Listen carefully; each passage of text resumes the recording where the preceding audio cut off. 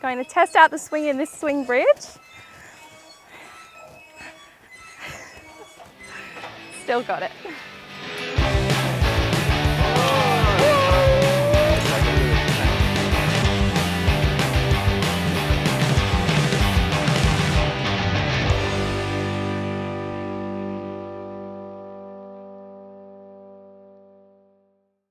Hello everyone, Skye here, welcoming you to the latest episode of Discover Wangaratta. Today's journey takes us to Eldorado, a historical town in our local region. Come with us as we explore the local stories of the gold rush days.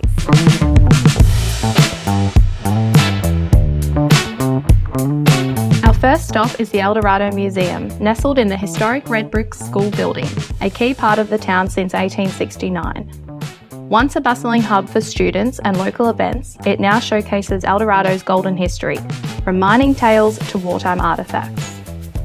Hi. Hello, lovely to see you. You too. Welcome to Eldorado Thank Museum. you. What can I do for you Just today? hoping you'd be able to show us around and give us a little tour. I'd love to. Come on inside and we'll have a look. Beautiful.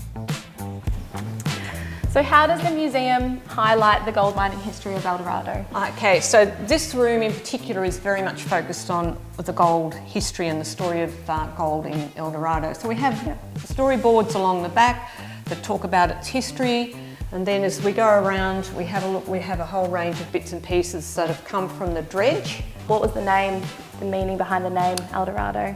Right, well, a couple of stories to do with Yes. Eldorado. One is, and this is the one that's mainly told, Captain William Fury Baker came and had land up near Chiltern, which he actually called Eldorado because it was his special place. However, I have also seen in the 1850s newspaper articles that talk about miners coming down the Woolshed Valley, and the miners would talk about coming into the Eldorado, and it was called the Eldorado for the beauty of the place. I spent the better part of an hour chatting with Sue and hearing all about Eldorado's rich history. If you're an avid gold prospector or historian, then this is a must-do when visiting Eldorado. So as a local, where would you recommend that we go next? A lot of fun down in Reedy Creek if you take a gold pan, get yourself a gold panning licence, and you will find gold. But there's also Eldorado Pottery, some great pieces down there, and have a chat with Howard. And I think that's where you need to go to now. Fantastic. Good on Great. you. Have fun. Thanks. Locals know best, so I took Sue's advice and visited Eldorado Pottery. This is a great little spot to pick up a gift for a loved one, or better yet, get yourself some new crockery. All items are handcrafted on site by owner Howard, and with over 40 years of experience, he is a true master of his craft. I picked up a beautiful deep blue bowl during my visit before heading to meet Don, a renowned local garlic grower. Hi Don, thanks for having us here today. It's a pleasure. Tell us everything about garlic. Oh, okay. that's big. Yeah, That's okay. Big, that's big. What we're looking at here is my late variety of garlic. So I have Tassie Purple, Melbourne Market, I've got Silver Skins, I've got Spanish Roja. Roja, Spanish Roja. Yeah, is it? Very Roja, good. Roja. Yes, Okay. okay, right. Now if you look at these ones here, these are ready to pick. Yep. Some of the garlic has got things called scapes on them, but the scapes are these things over here. And if you look down the road there's tons of them, and you pull them off before you harvest. And I actually should have pulled them off about 2 weeks ago. They look like spring onions. Yeah, and what you do is you snap them off like that, Yeah. and you get a heap of them, Can you eat that? and you whack it in a wok with a bit of oyster sauce and a bit of chilli. Can you eat it like that? Yeah, you can, but do you want to try? Yeah. It's really, really strong, and you'll pull a funny face. Okay. Yeah, here you go, just snap a just- bit off and have a go. Can I just bite it? Yeah.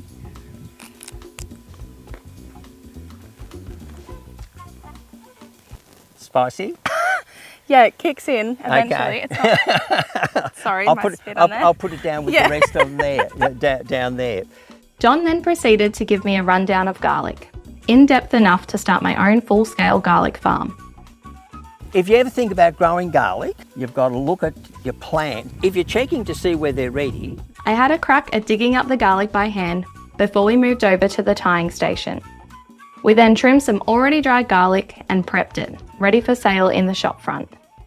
Here's your garlic. Got my now, garlic. Have you been to the dredge? No, I haven't. Is it somewhere I should go? Yes, it is. It's just down the road, and it's the only one in the Southern Hemisphere. Fantastic. Yep. Sounds like a Enjoy plan. it. Thank you very much. Okay. Thank you. No worries. See you later. See ya. Thanks for coming.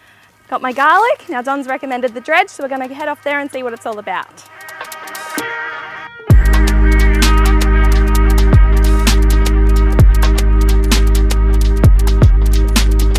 Okay, we've made it to the Eldorado Dredge.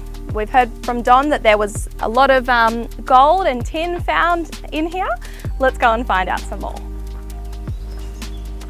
Launched in 1936, the Eldorado Dredge was a massive operation, extracting over 70,000 ounces of gold and 1,383 tonnes of tin from the local river flats, until its decommissioning in 1954.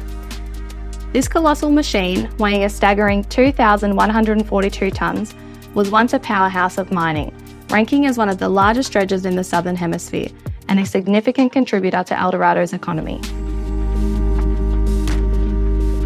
So we're at another viewpoint here of the dredge, and if you're interested in a walk or some other viewpoints, there is actually a loop that follows around right around the edge of the water, and it's actually 750 metres of walking, and you can see all sides of the dredge, all different angles.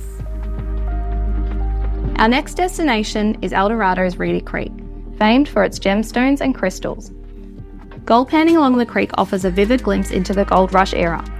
To prospect, you need a Victorian miner's right, available online at services.vic.gov.au. Remember, always carry your miner's right when prospecting.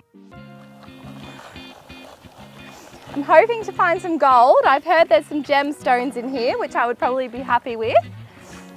So Stu from the museum gave me a really good rundown of how to do this, and I don't remember anything.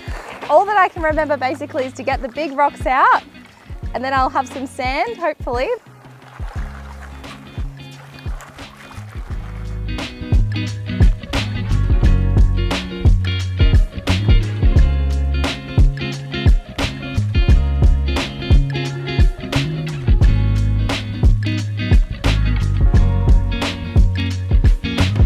This activity is probably really good to do with kids. They can get in the water and dig the dirt out of the bottom of the river for you, save you doing the hard work. Nice on a hot day. I wish I was wearing my bathers so I could be in swimming, but yeah, come and try your luck gold panning. Now I'm going to head to Glenbosch and relax with the drink.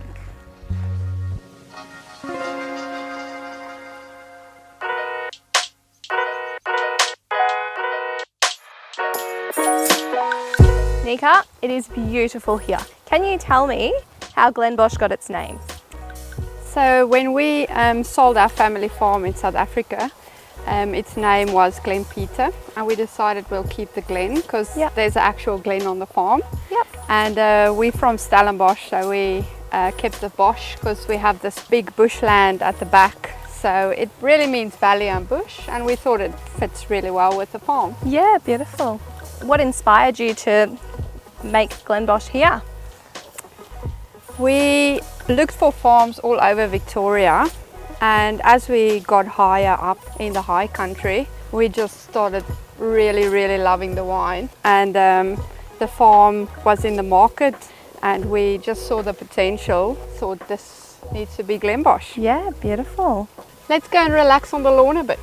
Can't wait.